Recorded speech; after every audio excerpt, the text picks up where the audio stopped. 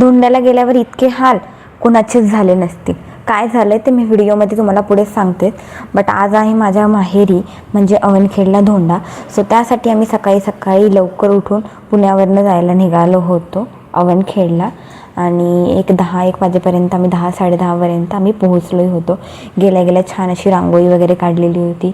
मामाकडचे सगळे थोडेसे पाहुणे पण आलेले होते, म्हणजे माझ्या मामाच्या घरचे माझ्या माम्यान ते सगळे आलेले होते.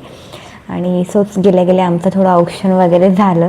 त्यानंतर थोडा वेळ बसलो, गप्पा वगैरे चालूच होत्या. सोबतच जेवण वगैरे रेडी झालं होतं सगळं. सो लगेच जेवणाचीही तयारी केली होती. सो पहिल्यांदा सगळे माणसं वगैरे जेंट्स वगैरे बसले होते. त्यांचं जेवण झाल्यानंतर आम्ही सगळ्यांनीही जेवण केलं. जेवायला छान असे मांडा, रस असा सगळा स्वयंपाक होता. खूप छान वाटतं असा स्वयंपाक आहे. म्हणजे मांडा खाल्ला की एक वेगळीच फिलिंग येते. पुरणपोळीला ती फिलिंग नाही येत. सो मांडा वगैरे आम्ही खाल्ला. जेवण वगैरे झाल्यानंतर मग हे वाण देण्याचा प्रोग्राम स्टार्ट झाला होता. आणि आईंची ओटी भरायची होती. सो ओटी वगैरे भरली होती आणि कपडे वगैरे दिले होते. आणि त्यानंतर दादा वहिनींचं सुरू झालं होतं. त्यांची ओटी वगैरे भरून सगळं करून घेत होती आई. आणि त्यानंतर मग आमचा नंबर होता.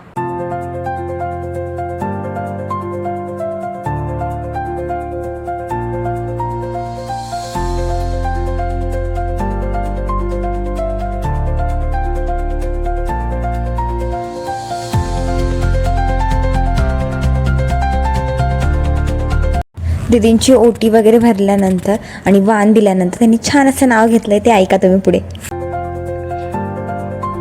वाड्याला 7 खांब, दशरथाच्या घरी जन्मले राम. राम गेले 15 रुपये आणले 15 रुपयांची घेतली साडी. माहेरी मोठी घडी नेसली साडी. गेले सासरच्या घरी. कमरेला किल्ल्या उघडली खोली. खोलीला भिंत, भिंतीला कपाट, कपाटीला भाट, भाटीवर गादी, गादीवर उशी, उशीवर परात, परातीत ताट, ताटात वाटी, वाटीत भात, भातावर कुटुंबासारखा असे लागतो थोडा.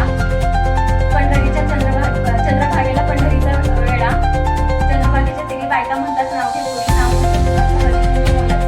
हळदी कुंकू लावायला चंदनाचं डबं. त्यासोबत असतात आणि छोटी सुंदर. बसायला चंदनाचा पाट. ठेवायला चांदीचं ताट. खायला मोत्याचा घास. नावाचं नाव घेते अधिक महिन्यात खास.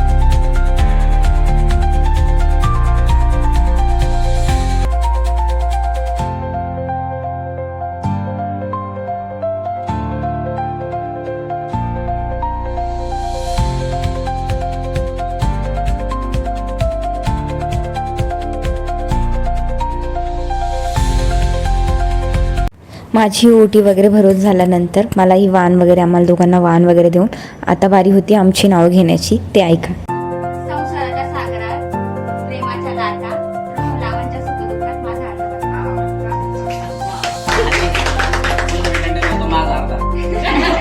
काय काय काय पैशात तर लाटा.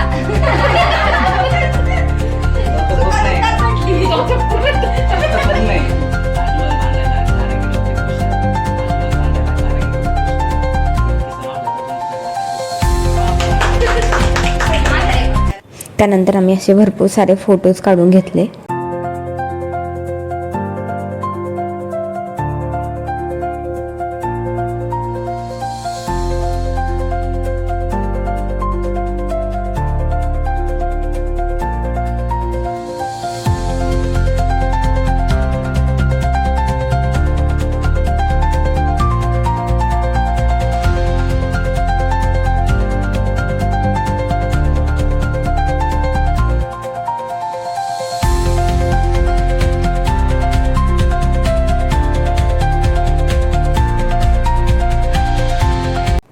फोटो वगैरे काढून झाल्यानंतर मला भरायची होती आईची ओटी. सो त्यानंतर मी आईची ओटी भरून घेतली आणि ओटी भरून झाली होती. सो नुकतंच आम्हाला निघायचं, थोडा वेळ टाईमपास केला, त्यानंतर आम्हाला निघायचं. तर बाहेर बघा काय भयानक असा पाऊस चालू झाला आणि सकाळपासून आईन ते पाण्याची वाट बघत होते. तेव्हा आला नाही आणि नंतर इतका भयानक आला आणि नुसता पाऊस नाही, इतका वारा वादळ, इतका भयानक पाऊस झाला होता. हे आमचा रोड होता जिथून आम्ही निघालो होतो.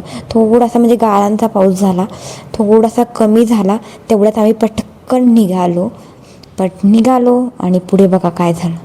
पुढे आम्ही निघालो तर रस्त्यात एक ठिकाणी झाड पडलेलं होतं. एक ठिकाणचं झाड थोडंसं आम्ही बाजूने निघून गेलो तर पुढे येतो तर पुढे पुन्हा दुसरं झाड पडलेलं होतं. आणि बरं आम्हाला जायचं, आता आम्ही मागे जाऊ शकत नव्हतं तर पुढे जाऊ शकत नव्हतं, इतकी पंचायत झाली होती. सो एवढ्या पावसात हे तिघही म्हणजे पप्पा, दादा आणि रोहन तिघही खाली उतरले होते आणि त्यांनी तिघांनी ते झाड ओढून एक रस्त्याच्या कडाला थोडीशी जागा क्रिएट केली की ज्याच्यातून गाडी निघून जाईल. तिघं पूर्ण ओले झाले होते, पचपचित इतके भयानक ओले झाले होते तिघच्या तिघं. आणि फायनली आम्ही तिथून क्रॉस झालो आणि तिथून निघालो.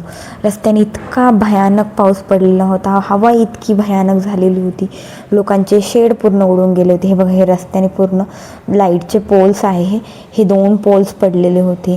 लोकांचे जे लोक जे याच्यासाठी बनवतात, काहींचे बोट्स पडून गेलेले होते आणि रसवंती वगैरे बनवलेल्या होत्या लोकांनी, काही नेट वगैरे लावून, त्यासुद्धा पूर्ण ठप्प झालेल्या होत्या. इतका भयानक पाऊस पडला. पाऊस तर पाऊससोबत वादळही पडलं होतं आणि इतके झाडं वगैरे पडलेले होते रोडने की लिमिट नाही. म्हणजे बघा ही रसवंती बघा किती भयानक पडली, म्हणजे कोणाचं किती नुकसान होतं आहे आपण बघू शकतो, किती त्रास होते लोकांना. आणि थोड्या वेळानंतर पाऊस जरा शांत झाला होता आणि त्यानंतर आम्ही आलो होतो दिंडोरीला, म्हणजे माझ्या मामांकडे आलो होतो आम्ही. व्हिडिओ आवडत असतील तर सबस्क्राईब करायला विसरू नका. Thank you for watching. Like, share and subscribe.